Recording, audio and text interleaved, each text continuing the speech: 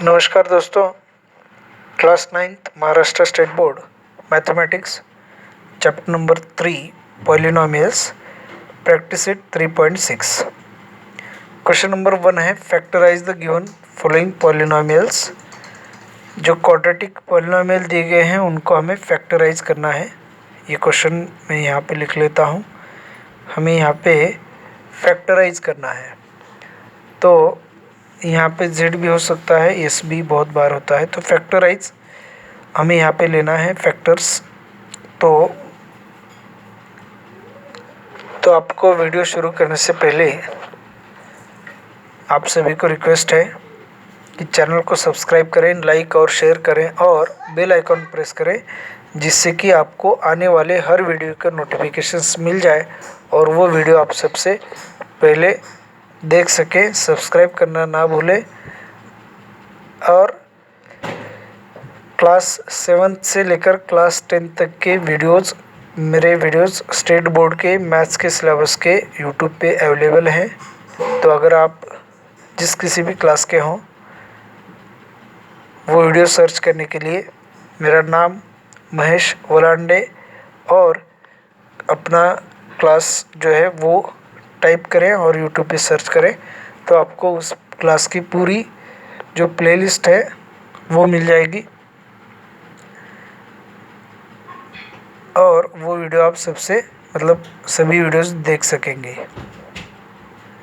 जैसे कि class 9th का सर्च करना है तो महेश वलांडे आपको लिखना है। मैं यहाँ पे स्पेलिंग लिख लेता हूँ, महेश वलांडे और क्लास 9th क्लास ऐसे सर्च करना है, या फिर क्लास 9th आपको सर्च करना है। तो क्लास 9th के सभी वीडियोस की जो प्लेलिस्ट है वो आपको मिल जाएगी। और कोई दिक्कत हो, कोई वीडियो समझ में नहीं आ रहा हो और कोई किसी पॉइंट पे और एक वीडियो बनाना हो, तो भी आप मुझे रिक्वेस्ट भेज सकते हैं कमेंट में। तो मैं उसी पॉइंट का दूसरा जो वीडियो है वो बना के आपको भेज सकता हूँ। तो चलिए हम यहाँ पे फैक्टर्स फाइंड कर लेते हैं। तो इससे जो पहले हमने वीडियो लिया था उसमें हमने क्वाड्रेटिक पॉलिनोमियल की जो फैक्टर की मेथड है फैक्टर फाइंड करने की, वो हमने समझ ली थी। तो x² का कोएफिशिएंट a होता है और कांस्टेंट वैल्यू c होती है। तो इन दोनों का हमें मल्टीप्लिकेशन करना है 12 इंटू 77। तो 12 इंटू 77 मल्टीप्लिकेशन करना है और x का जो कोएफिशिएंट है b, वो भी वैल्यू हमें यहाँ पे लेनी है। तो अब इन दो वैल्यूज़ में अब हमें ऐसे दो नंबर्स फाइंड करने हैं जिनका मल्टीप्लिकेशन इन दो नंबर्स के मल्टीप्लिकेशन के बराबर हो और उन दो नंबर्स की एडिशन या सब्ट्रैक्शन 61 हो। तो जो दो नंबर्स हैं वो फाइंड करने के लिए हमें यहाँ पे जो मल्टीप्लिकेशन होगा वो हम ऐसे फाइंड कर सकते हैं कि इनका पहले मल्टीप्लाई करो और फिर उनके फैक्टर फाइंड करो, या फिर ये जो दो नंबर्स हैं इन्हीं के फैक्टर फाइंड करो। अब देखिए 77 के फैक्टर 7 इंटू 11 होंगे और 12 के फैक्टर होंगे 2 इंटू 2 इंटू 3, 4 इंटू 3 12 होता है। तो 4 के 2 इंटू 2 और 3। अब ये जो फैक्टर्स हैं उनमें हमें दो ग्रुप्स बनाने हैं, क्योंकि देखिए 77 और 12 का मल्टीप्लिकेशन करेंगे तो 3 या 4 डिजिट का नंबर मिल सकता है। और जो नंबर्स हमें फाइंड करने हैं दो, उन दो नंबर्स का जो टेबल है वो हमें नहीं आ सकता है। हो सकता है कि ये दो नंबर्स 30 से ग्रेटर हो या दोनों में से एक नंबर 30 से ग्रेटर हो, तो वहाँ तक तो हम टेबल नहीं काउंट कर सकते। तो इसीलिए जो भी मल्टीप्लिकेशन आएगा उस मल्टीप्लिकेशन के हमें यहाँ पे फैक्टर्स फाइंड करने हैं। तो जो दो नंबर्स हैं a और c, इनके फैक्टर फाइंड कर लीजिए और इनके जो फैक्टर्स आ गए हैं इनमें हमें दो ग्रुप बनाने हैं। तो दो ग्रुप कैसे बनाने हैं? एक ग्रुप में आप एक नंबर ले सकते हैं, जो बाकी के नंबर हैं वो दूसरे ग्रुप में, या फिर एक ग्रुप में दो नंबर ले लीजिए, बाकी के नंबर दूसरे ग्रुप में, या फिर 3 ले लीजिए, बाकी के नंबर दूसरे ग्रुप में। ऐसे करके हमें ग्रुप बना के नंबर का मल्टीप्लिकेशन करना है और दो ग्रुप में एडिशन या सब्ट्रैक्शन 61 आती है या नहीं चेक करना है। अब हम यहाँ पे एक ग्रुप बनाते हैं कि सपोज 7 इंटू 11 77 तो है ही, 77 और इनका मल्टीप्लिकेशन 12। अब इनके एडिशन 61 नहीं आएगी, सब्ट्रैक्शन करेंगे तो भी 61 नहीं आएगा, 7 माइनस 2 5 होगा तो नहीं आएगा। तो हमें ग्रुप चेंज करना है, 7 और 11 का ग्रुप नहीं बनाना है। अब समझो 7 और 2 का हम ग्रुप बनाएंगे, तो 7 और 2 का ग्रुप बनाएंगे तो इनका मल्टीप्लिकेशन 14 होगा। अब जो नंबर रह गए हैं उनका मल्टीप्लिकेशन होगा 11 2 ज़ा 22, 22 3 ज़ा 66। अब इनके एडिशन 61 के बराबर नहीं होगी, सब्ट्रैक्शन भी 61 के बराबर नहीं होगा, तो हमें ग्रुप चेंज करना है। फिर 7 2 ज़ा 14, 14 2 ज़ा 28। अगर हम इन तीनों का ग्रुप बनाएं तो 7 2 ज़ा 14, 14 2 ज़ा 28 और 11 3 ज़ा 33। अब अगर हम इनके एडिशन करेंगे तो 8 + 3 11, कैरी 1 3 + 3 6 61 तो आ गया। तो 28 एक नंबर और दूसरा नंबर 33, तो हम यहाँ पे लिखेंगे 12 इंटू 77 और 61। तो एक नंबर हमें मिल गया है 28 और दूसरा मिला है 33।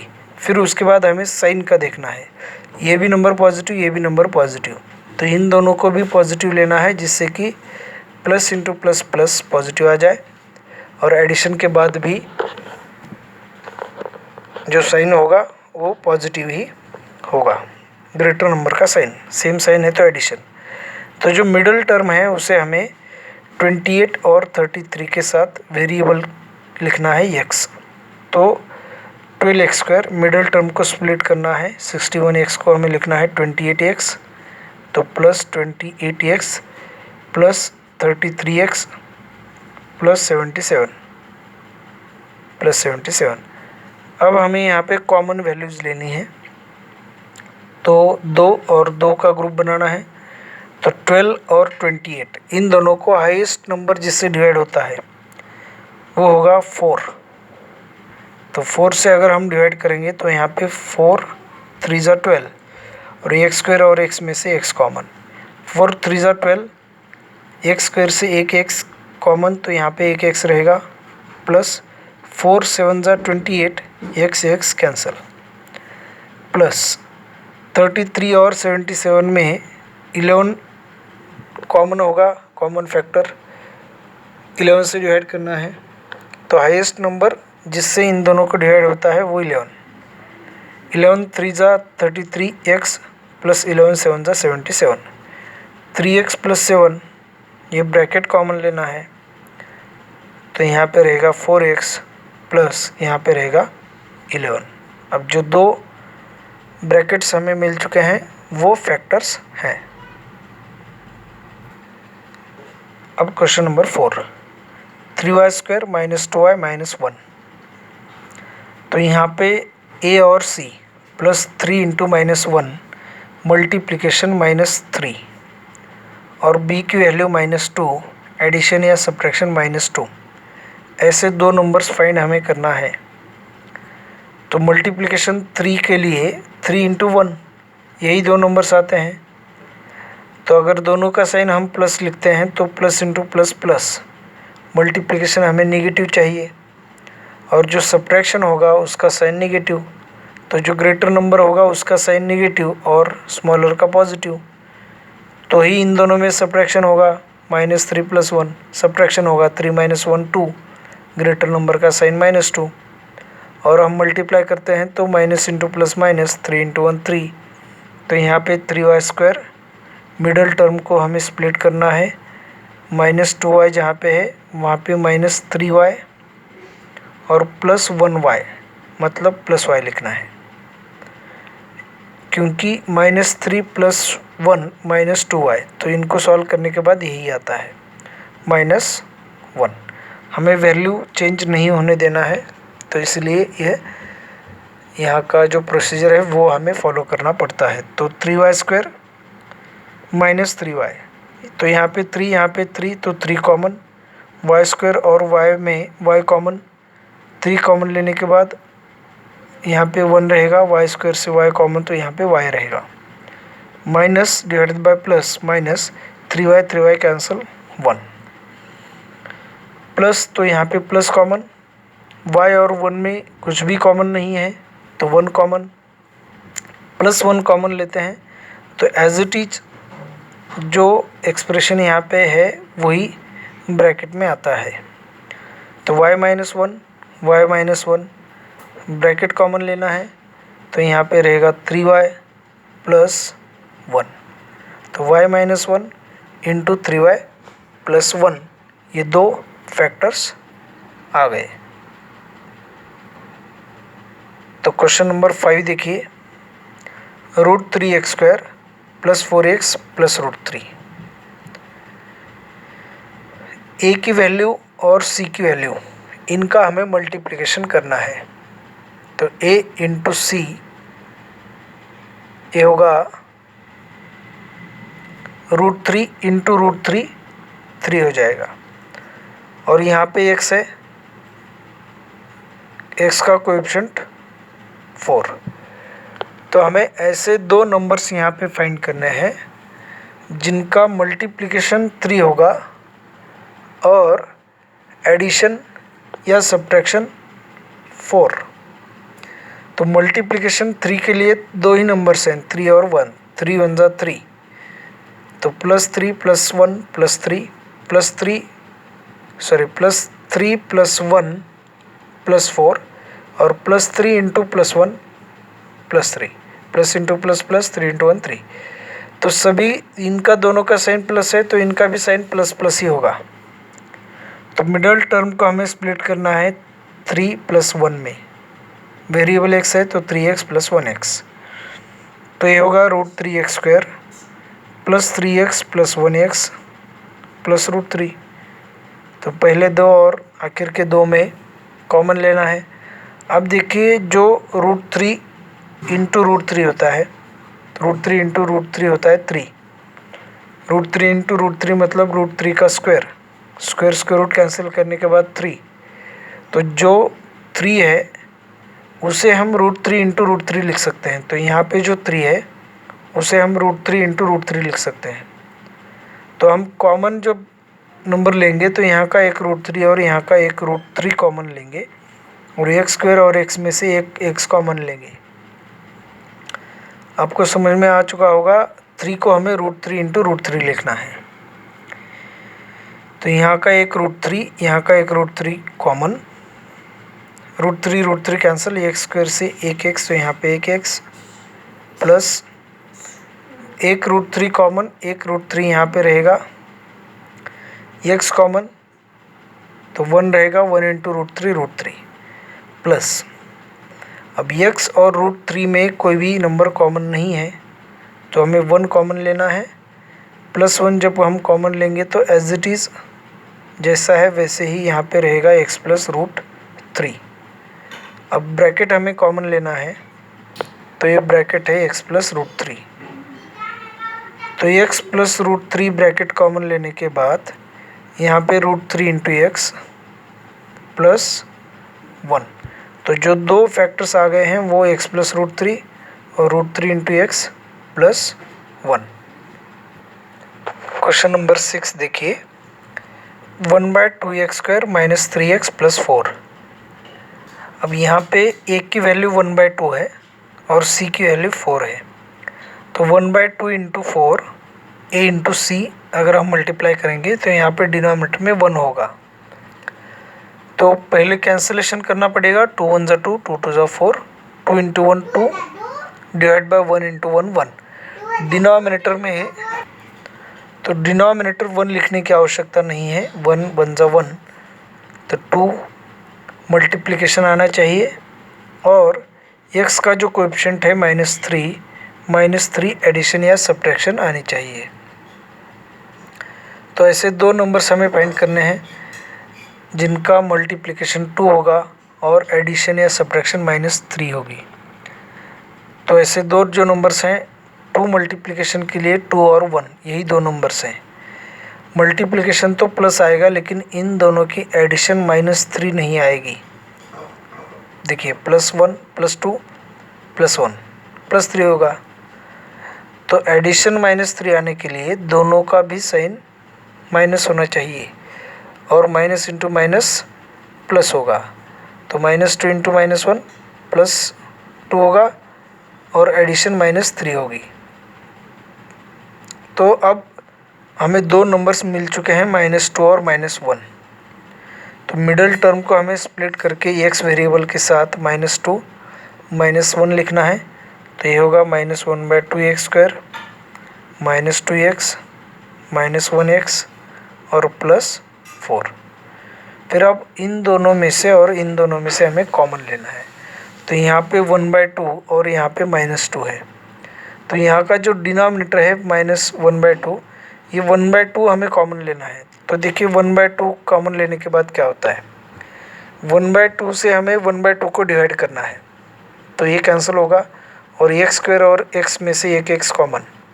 तो x² से x कॉमन लेने के बाद यहाँ पे एक x, -2x से 1/2x कैसे कॉमन लेना है। तो 1/2x से -2x को डिवाइड करना होता है। x में से x कॉमन लेने के बाद x तो कैंसिल हो गया। अब -2 से 1/2 को कैसे कॉमन लेना है, देखिए -2 को 1/2 से डिवाइड करना है। तो 1/2 डिवाइड करने के बाद न्यूमरेटर में 2/1 हो जाएगा। तो minus into plus minus 2 into 2 4 divide by 1 -4। तो यहाँ पे -4 रहेगा। और थर्ड टर्म अगर निगेटिव है तो यहाँ पे माइनस कॉमन लेना होगा, और x और 4 इन दोनों में कॉमन कोई भी नंबर नहीं है, तो 1 कॉमन। तो -1 जब भी हम कॉमन लेंगे तब साइन चेंज होगा। तो -x का साइन +x होगा, और +4 का साइन -4 होगा।